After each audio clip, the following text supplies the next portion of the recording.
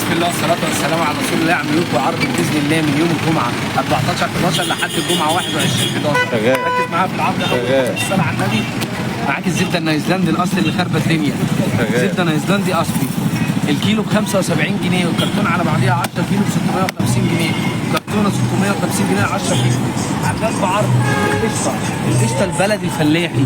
دي قشطة بلدي فلاحي. بص كده. دي قشطة بلدي فلاحي طازة. صلى على النبي. صلى على النبي. اللهم صل على النبي. دي النص كيلو ب 60 جنيه بدل 120 جنيه داخل العرض. النص كيلو ب 60 جنيه. عاملين لكم عرض، عملنا عرض على السكر والرز، المره دي عاملين لكم عرض على المكرونه.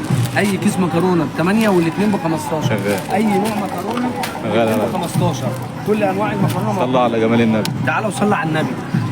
علبة الجبنة اللي 2 كيلو ونص مكملة معانا ب 50 جنيه، دي جبنة ايه يا جماعة عشان الناس اللي سألت؟ دي جبنة بيضة مع الرومي مع حبة البركة وزيت الزيتون، 2 كيلو ونص ب 50 جنيه. تعالى المش وصل، الناس اللي كانت بتسأل على المش. المش وصل، المش ال 2 كيلو ده مش خام، مش متخلط، خرط كله. ده ال 2 كيلو، مش ال 2 كيلو. صليت على النبي؟ صلى الله عليه وسلم. 75 جنيه ده شغال شغال 75 جنيه. شغال جبنه الرومي على موزاريلا على لانشون، جبنه التشكيله اللي 2 كيلو وربع ب 110 داخل العرض. شغال يا ريس. 110 بالصلاه على النبي. 4 تونه ب 100 بارد ولا حار. جبنا لك بقى المره دي الكنز.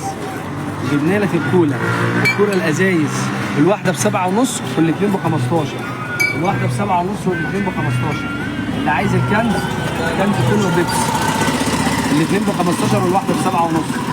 تعالى معايا على البن يا باشا. صليت على النبي.